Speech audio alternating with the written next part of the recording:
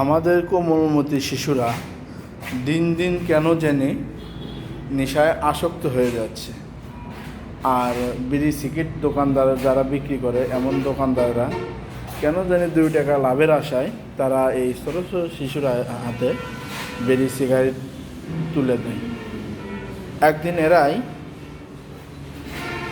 এই ছোট ছোট নেশা থেকে বড় নেশা আক্রান্ত হয়ে যাবে, যা সমাজের জন্য এক হুমকি স্বরূপ হয়ে দাঁড়াবে।